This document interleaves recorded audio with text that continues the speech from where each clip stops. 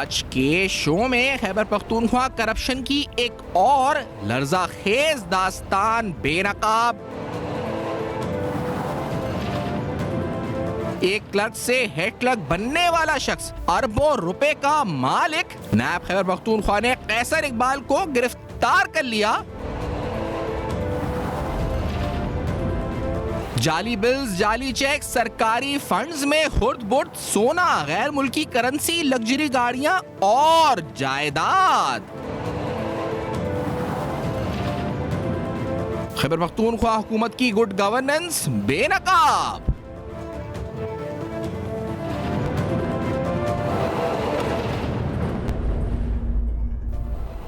अस्सलाम वालेकुम। बस पर्दा हक़ाइक़ सनसनीखेज़ इंकशाफ़ात प्रोग्राम बेनकाब में हूँ आपके साथ सैफ़ान खान।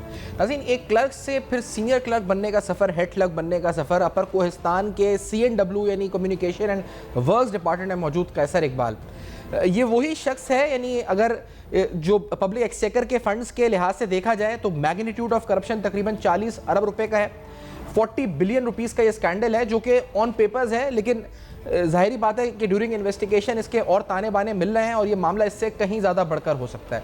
लेकिन थोड़ा सा अगर आप इसका जायज़ा लें तो चंद सालों में, यानी पिछले चंद सालों के दौरान नैब की जानिब से होने वाली बड़ी रिकवरीज़ के अंदर से एक रिकवरीज़ है ये।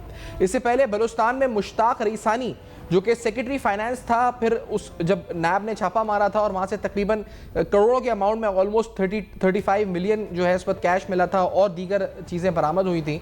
तो वो जो एक स्कैंडल था उसकी अपनी एक हैसियत नैब के केस से बन गई थी, क्योंकि तकरीबन 10 से 12 घर थे और दीगर चीज़ें थी जो नैब ने बरामद की थी। उस स्कैंडल के बाद बहुत से लोगों ने कहा कि इसको टेस्ट केस होना चाहिए, और मैं इसलिए ये बात यहाँ रिपीट कर रहा हूँ कि अगर वो उस वक्त वहाँ टेस्ट केस बना होता तो शायद ब्यूरोक्रेसी के अंदर किसी और की मजाल ना होती, या कम से कम एक डिटरेंस होती कि कोई सोचता करप्शन करते हुए। लेकिन ये हुआ अगस्त 2013 से सिलसिला शुरू। कैसर इकबाल, जिनको नैब ने 18 अक्टूबर 2025 को वहाँ से यानी रिमांड में हासिल किया है, उनका और उनकी अहलिया का अस्पताल से डिस्चार्ज होने के बाद उनका जो उनको रिमांड उनका हासिल किया है, इस शख्स को 2013 यानी अगस्त 2013 के अंदर ये शख्स जो है एज अ क्लर्क अपॉइंट होता है। और फिर आप ये देखें, क्लर्क से क्लर्क अपॉइंट होने वाला शख्स, उसके पास मौजूद गाड़ियाँ, उसका ये घर जिसके बारे में यानी जिसको आगे फ़रोख्त हुआ, जिसके तफसीलात नैब ने मजीद हासिल किया, आगे किस तरह इसमें मुख्तलिफ लोग मुलव्वस हुआ, किस तरह लेयर्स बनी थी जो पेमेंट्स की, जो मैकेनिज़्म था जिस तरीके से ये हो रहा था, और ख़ास तौर पे जो मोडस ऑपरेंडे था, क्योंकि इस पूरी सूरत हाल में fake cheques, fake schedules, fake challans बनाए गए, और इन फेक चालान्स के जरिए एक अकाउंट जो कि G110113 था, जिसके जरिए तमाम अमाउंट विड्रॉल की गई, और फिर इस तमाम अकाउंट जो विड्रॉल की गई वो तकरीबन 40 अरब रुपए के लगभग बनती थी। और ये सब कुछ अपर कोहिस्तान के एक इलाके की बात हो रही है, CNW डिपार्टमेंट के, यानी खैबर पख्तूनख्वा के मजमूई तौर पर जो बजट है ये उसका एक बहुत मुख्तसर सा हिस्सा पर कोहिस्तान का, जहां पर ये करप्शन हो रही थी, और ये अमाउंट तकरीबन 40 अरब रुपए की बनती है।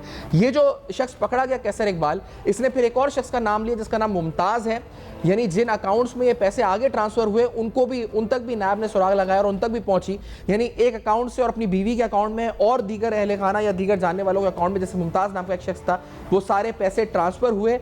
लेयर्स बनी हुई थी जिसके जरिए पैसा सारा ट्रांसफर हुआ और पब्लिक एक्सचेकर को तकरीबन 40 अरब रुपए का नुकसान पहुंचा। ये कोहिस्तान स्कैंडल एक स्कैंडल है।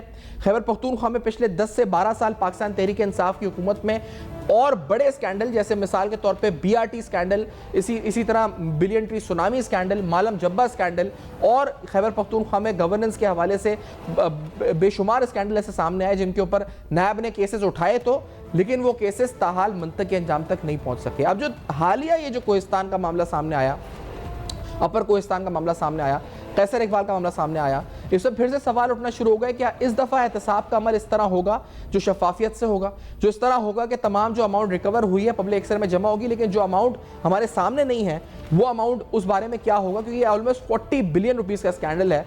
जो अमाउंट रिकवर हुई है वो इतनी नहीं है, तो जो अमाउंट रिकवर होगी तो क्या पूरे 40 अरब जो चोरी हुए हैं एलिजेडली, क्या वो रिकवर हो पाएंगे या नहीं हो पाएंगे।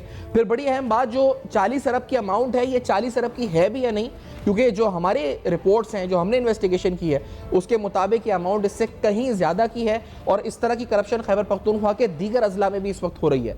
तो गवर्नेंस के हवाले से जो अहम तरीन सवालात हैं, वहाँ के नए चीफ एग्जीक्यूटिव क्या उनको सही तरीके से टैकल कर सकेंगे, सही तरीके से उनको डील कर सकेंगे, इन मामलात को मंतकी अंजाम तक पहुँचा सकेंगे? ये सारे अहम सवालात एहतसाब के हवाले से इस मुल्क में एहतसाब के निज़ाम पर बहुत कड़े और संगीन नौयत के सवालात उठे हुए हैं। इससे पहले बड़े स्कैंडल सामने आए हैं, लेकिन वो स्कैंडल्स मंतकी अंजाम तक ताहाल नहीं पहुंच सके।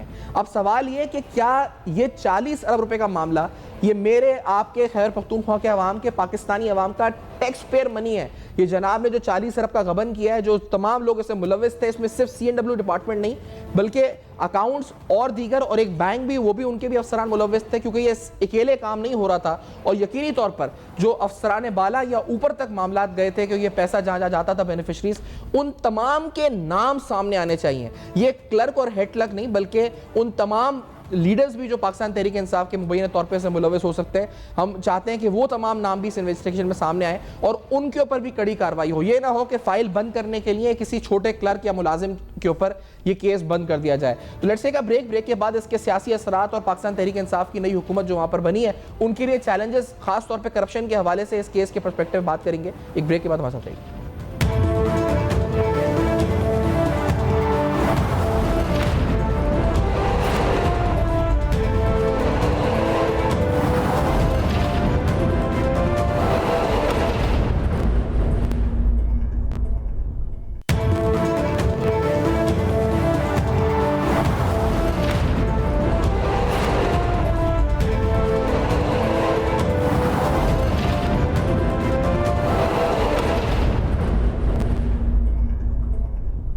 Welcome back. आप देख रहे हैं बेनकाब, और बेनकाब में कुछ अहम तरीन सवालात, अहम तरीन हक़ाइक़ जिनसे पर्दा उठाएंगे, बात करेंगे। जलील जान साहब प्रोग्राम में साथ मौजूद है, तर्जुमान है जमात उलमा इस्लाम के सूबाई खैबर पख्तूनख्वा के। जलील साहब खुशामदीद प्रोग्राम में। सर मैं मतलब तनाजुर थोड़ा समझना चाह रहा हूँ। ये शख्स कैसर इकबाल गिरफ्तार हो गया, नैब ने पकड़ लिया, अपर कोहिस्तान, पहले बताएं इलाका CNW डिपार्टमेंट, एक क्लर्क, 40 अरब की करप्शन, गिरफ्तारी हो गई। इतने बड़े पैमाने पर वहाँ से वो पैसा निकला है, बरामद हुआ है, गाड़ियाँ। ये तो सिर्फ एक इलाका है अपर कोहिस्तान, इसके बारे में बताएं थोड़ा, और इस डिपार्टमेंट के बारे में बताएं थोड़ा, आपकी और राय गवर्नेंस के ऊपर बताइएगा। खैर बताऊंगा आगे। बिस्मिल्लाहिर्रहमानिर्रहीम। जनाब शुक्रिया, बहुत मेहरबानी।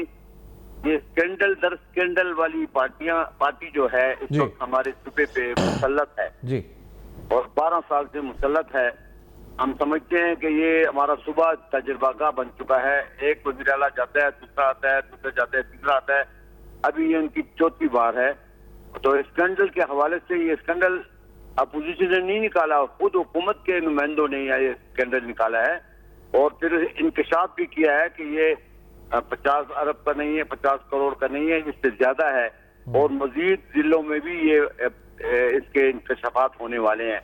तो मैं समझता हूँ कि ये सारी हमारे 12 साल, जैसा मैं ये सोच रहा था कि सर ये अपर कोहिस्तान में सिर्फ अगर 50 अरब रुपए का है तो फिर वो अपर कोहिस्तान बतौर ज्योग्राफी, बतौर इलाका, क्या आप समझते 50 अरब का ओवर द ईयर्स वहां पे गबन हुआ है? तो खैबर पख्तूनख्वा के कहीं और बड़े अजला है, वहां कितने मैग्नीट्यूड की करप्शन हो रही होगी? इसका मतलब ये तो स्पीकर साहब ने तहकीकाती कमेटी का जो इजलास हुआ था इनका, बिल्कुल इस हवाले से उसमें इंकशाफ किया है कि ये तो बाजार हमें थोड़ा लग रहा है, लेकिन इससे बड़े इंकशाफात आने वाले हैं।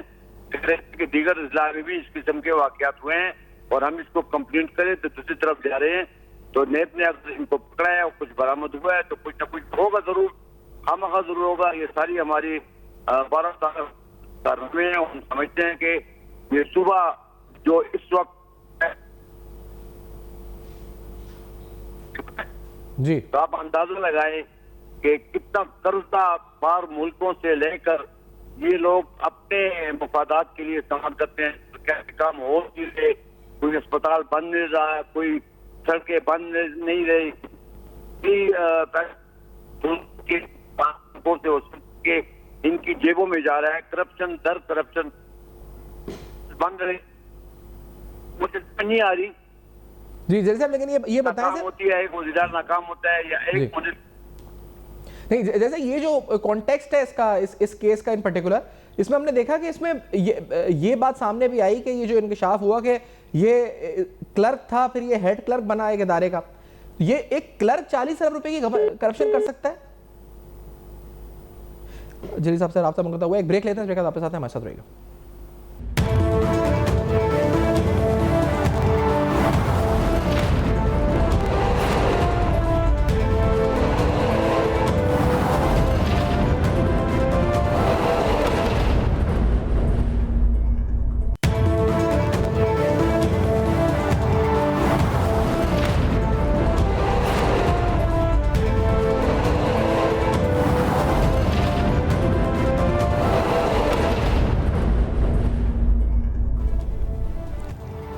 Welcome back. आप देख रहे हैं बेनकाब, और बेनकाब में बड़े अहम सवालात। ये जो स्कैंडल सामने आया, 40 बिलियन रुपीस इसका मैग्नीट्यूड, कहा गया कि अपर कोहिस्तान CNW डिपार्टमेंट, जहन में रखें, एक क्लर्क जो कि जूनियर क्लर्क से हेड क्लर्क बनता है, कैसर इकबाल जिसका नाम बताया जाता है, नैब उसकी अब गिरफ्तारी डालती है 18 अक्टूबर 2025। उसके घर से होने वाली रिकवरीज के अंदर उसकी तकरीबन 7 कीमती गाड़ियां, उसका एक बड़ा महंगा घर, उसके अलावा तकरीबन 3 करोड़ से ज़्यादा कैश और ज्वेलरी और दीगर रिकवरीज इंक्लूडिंग फॉरेन करेंसी शामिल होती है। ये जो कहा जाता है कि अकाउंट G110113 से 40 billion rupees through fake accounts, यानी through fake cheques, fake delivery channels, fake schedules, ये रकम सारी निकाली जाती है। हैरानकुन तौर पर इस जो करप्शन स्कैंडल की जो तफसीलात हैं, उसने चौंका देने वाले इंकशाफात हैं कि खैबर पख्तूनख्वा में जहां दावे थे गुड गवर्नेंस के सालों से मुहित पाकिस्तान तहरीक इंसाफ की हुकूमत में, साहब हम तो यानी ये बड़ा धोखा हुआ कि दुनिया को शफाफियत, 90 दिन में करप्शन खत्म करने के दावे, या फिर ये कहना कि हमने एक साफ शफाफ तरीके से वहां पर हम काम करेंगे, और ये मामला तो कुछ और ही सामने आ रहे हैं। जिलजान साहब जी बिल्कुल, मैंने पहले भी अर्ज किया था कि ये इंकशाफात भी इन्हीं पार्टी के चंद नाराज लोगों ने किया है जी, और मैं समझता हूँ कि फिर स्पीकर साहब ने जिस इजलास की सजात की उसने इंकशाफात भी किए कि ये छोटी करप्शन नहीं है, इसमें मजीद भी करप्शन के सबूत हमारे हाथ में आने वाले हैं। तो मैं समझता हूँ कि ये 12 साल जो हुकूमत गुजरी है जी, उन्होंने तकरीबन 15-16 तो खाली एहतजाज किए, आवाम के लिए कुछ रिलीफ का काम नहीं किया, कोई अस्पताल, कोई तालीम, कोई एजुकेशन, कोई एग्रीकल्चर, कोई लोकल गवर्नमेंट, उनको फंड भी नहीं दिए। तो हमें समझ नहीं आ रही कि ये 5,000 अरब रुपए का कर्जा हमारे ऊपर चढ़ किया है 12 सालों में, तो ये पैसा किया कहाँ? तो अभी पता पैसा निकल रहा है, पैसा इन्हीं की तिजोरियों में जा रहा था, अभी वो बाहर निकल आ रहा है। ये बड़ा खूबसूरत सवाल है जलील साहब जो आप उठा रहे हैं। यानी हम ये कह रहे हैं कि एक सूबा बतदरीज मकरूज हुआ ओवर द ईयर्स, लेकिन वहाँ बतदरीज करप्शन भी बढ़ी, यानी जो पैसा जिससे कर्जा लिया गया, क्योंकि मेरा ख्याल नहीं कोई एक डोनर एजेंसी है, world bank, ADB, IDB, AIDB या कोई और जिससे कर्जा ना लिया हो, कोई भी प्रोजेक्ट ऐसा नहीं जो फॉरेन फंडेड है, नहीं हो, मेरे ख्याल से सारे कर्जों पर है। जी, कर्जे तो इन्होंने लिए, लेकिन वफाक ने भी इनको कितना करोड़ों रुपए, अरबों रुपए वफाक ने भी उनको दिए, कबाइल की मद में भी दिए, अपना हक भी दिया, सूबे का हक भी थोड़ा सा दिया। के बावजूद ये रोना रोया जा रहा है कि तनख्वाहों के लिए भी पैसे नहीं है। फिर कभी नपूर साहब कहता है कि मैं मरकज को कर्जा देने की पोजीशन में आ गया हूँ, कभी क्या कहता है, कभी क्या कहता है। जो है इनकी 12 साल हुकूमत की कारगुजारी है। तो मैंने पहले भी आपको बताया था कि यहाँ पे जो हमारे पसमानदा इलाके हैं कोहिस्तान, जहाँ पे पीने के पानी के लिए लोगों को 3-3, 4-4, 5-5 मील सफर करना पड़ता है, वहां से इतनी बड़ी स्कैंडल, इतना बड़ा सरमाया बरामद होता है। तो ये हमारे हुकूमत पर सवालिया निशान है, जिन्होंने कहा था कि हम 1 करोड़ घर बनाएंगे और 50 लाख नौकरियां देंगे, और 50 लाख घर बनाएंगे और 1 करोड़ नौकरियां देंगे, और 3 महीनों में लेकिन जैसे ये बताएंगे, वो कहते हैं ना कि चेहरे की तब्दीली हुई खैबर पख्तूनख्वा में, क्या चेहरे की तब्दीली से ये जो बदनुमा दाग है करप्शन का, ये धुल जाएगा? सवाल ही पैदा नहीं होता। देखो जी, तसलसल है, ये जो आदमी आया है, ये गंडकपुर साहब का और फाटक साहब का और हिंदुस्तान का, ये तसलसल आ रहा है। अब आप आगे देखिए, 6 महीने बाद दूसरा शाहकार आएगा, ये फिर कहेंगे कि ये भी नाकाम हो गया, फिर तीसरा शाहकार आएगा, चौथा शाहकार आएगा, फिर उसे भी कहेंगे ये नाकाम हो गया। तो ये खुद एतराफ भी कर रहे हैं कि हमारी गवर्नमेंट नाकाम हो चुकी है, हमारा वजीर आला अमन। और देखें, आप इस चीज से अंदाजा लगाए, मैं आपको एक छोटी सी मिसाल देता हूँ।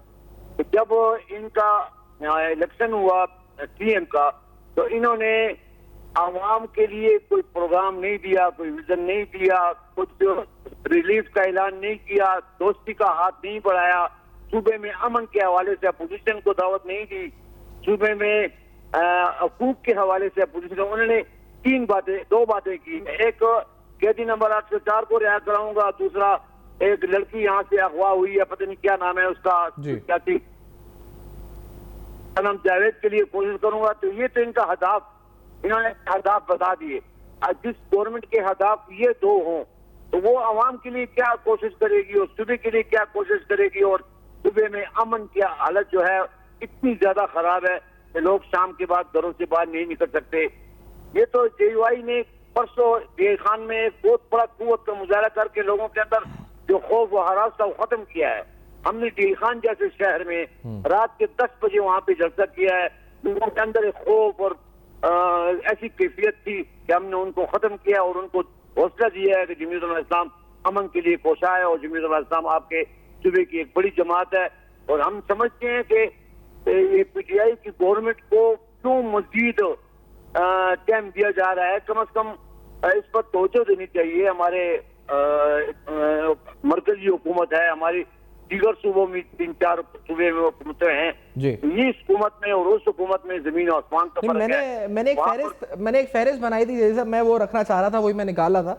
जो खैर पख्तूनख्वा की हुकूमत है उसने अपने इक़्तिदार के 19 माह में तकरीबन 14 एहतजाज और जलसे किए रिकॉर्ड, और वो यानी 14 बार तहरीक इंसाफ की हुकूमत ने की है। यानी जो सूबे में गवर्नेंस का जो ये स्कैंडल पकड़ा गया है, ये सामने जो आया है, मैं चाहूंगा अगर वही सोना वो घर दिखाते, ये सर ये वो सूबा जो था उनकी तरजीह में ये था कि वो एहतजाज और जलसे कर रहे थे। पहला जलसा 9 मई 2024 डीआई खान, दूसरा जलसा 8 जून 2024 स्वात मेंगोरा, तीसरा जलसा 26 जुलाई 2024 बन्नू, चौथा जलसा 5 अगस्त 2024 स्वाबी, पांचवा जलसा 8 सितंबर 2024 संगजानी, छठा जलसा 28 हमारे पास पहुंचे हैं, सातवां जलसा हमारे पास पहुंचे हैं, बिल्कुल आखिरी 25 सितंबर को हुआ था इनका, बिल्कुल ये आखिरी 27 सितंबर 2025 रिंग रोड पेशावर, 27 जो 14वां जलसा किया 27 सितंबर 2025, यानी आखिरी भी तकरीबन 19 के करीब जो है, टोटल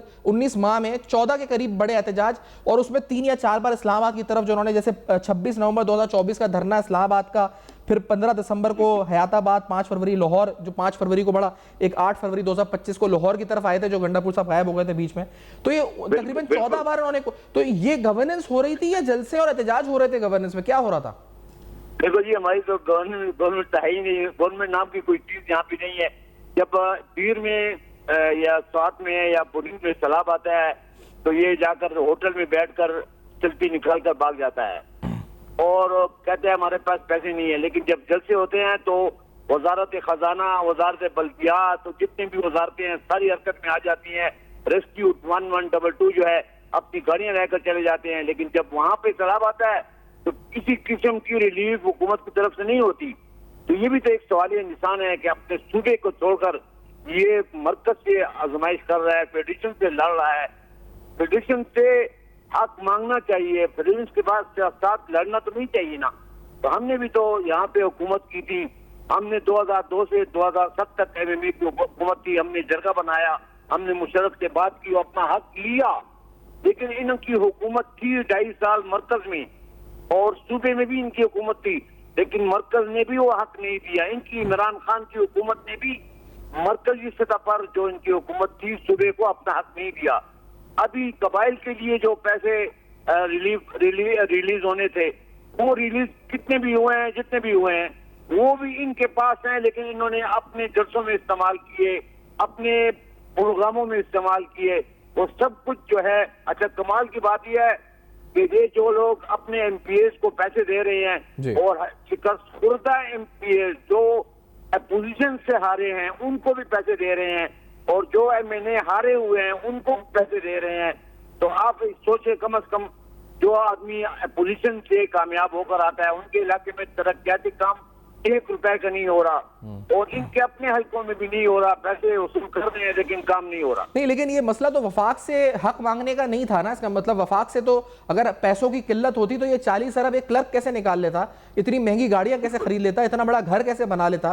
तो ये मसला तो पैसे का इसका मतलब था ही नहीं शुरू से, अगर देखा जाए तो। ये 13 अगस्त 2013 से ये पैसे निकाल रहा था। ये तो इनके ये जो लोग हैं ना, ये पीटीआई वाले मास्टर हैं, दूसरों को चोर चोर कहने वाले, वो किस केस में अंदर है हमें बताया जाए।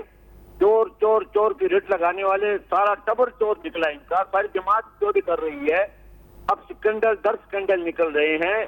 अब देखें, आटे का स्कैंडल यहाँ पे है, बीआरटी का स्कैंडल यहाँ पे है, सेहत कार्ड का स्कैंडल यहाँ पे चल रहा है। पूछना ही चाह रहा था कि यहाँ पर हमने सुबह, मैं कराची में और सुबह सिंध में हमने खास तौर पे जब भी इन्वेस्टिगेशन की तो वो ताने बाने जाके ऊपर से ही मिले कि वो कहाँ से और कहाँ से, तो पैसा वहाँ जाता है तो वहाँ जाता है।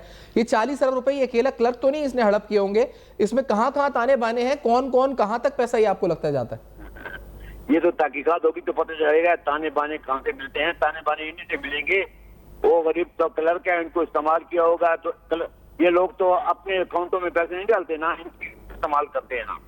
तो अभी देखते हैं, वो इंकशाफ तो करेगा क्लर्क कि ये पैसे कहाँ से आए।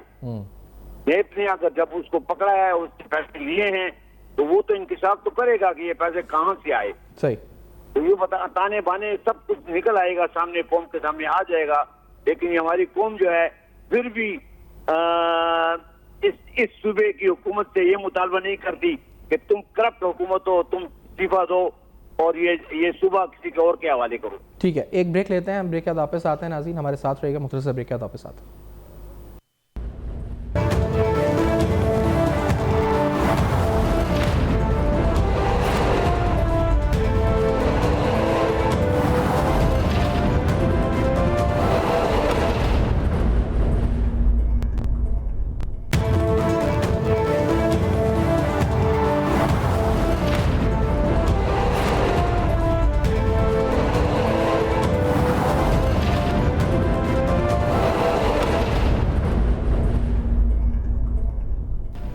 Welcome back. आप देख रहे हैं बेनकाब। आपने अभी सुना जो तलाल चौधरी साहब ने स्टेटमेंट दी कि तकरीबन 600 बिलियन रुपीस, 600 अरब रुपए ऐसे जो कि वफाक की तरफ से सूबा खैर पख्तूनख्वा की हुकूमत को फराम किए गए।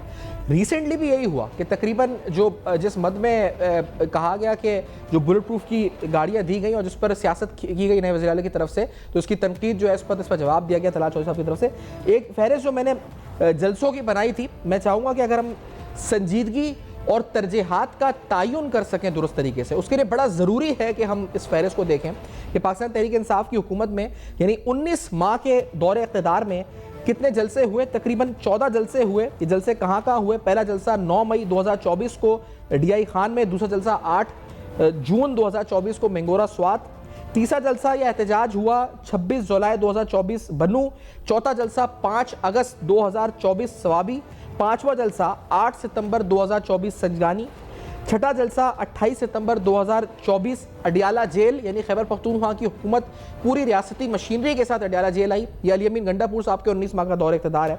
सातवां जलसा 4 अक्टूबर 2024 इस्लामाबाद। उसके अलावा 8वां 9 नवंबर 2024 स्वाबी, 9वां 26 नवंबर 2024 मारूफ इस्लामाबाद धरना, जहां पाकिस्तान तहरीक इंसाफ ने यह भी इल्ज़ाम लगाया था कि इन पर तशद्दुद हुआ रियासत की तरफ से। 10वां जलसा 15 दिसंबर 2024 हयाताबाद पेशावर। 11वां 8 फरवरी 2025 लाहौर। ये भी मारूफ क्योंकि ये वही जलसा है जिसमें एन जलसे के मोमेंट, यानी जिस वक्त ये स्टेज पर उनको पहुंचना था उस वक्त वो जलसे से पहले कहीं उतर गए थे और गायब हो गए थे। अली अमीन गंडापुर। 11वां 12वां उसके अलावा 8 फरवरी 2025 सवाबी। 13वां जलसा 5 अगस्त 2025 जो उन्होंने मुल्कगीर एहतजाज अनाउंस किया था, जो पूरी तरह फ्लॉप हुआ था और इसकी डेट भी इन्होंने 14 अगस्त के आसपास रखी थी, फिर 14 अगस्त को भी अनाउंस हुआ, वो फेल हुआ। 27 सितंबर 2025 आखिरी जो उन्होंने किया रिंग रोड के ऊपर।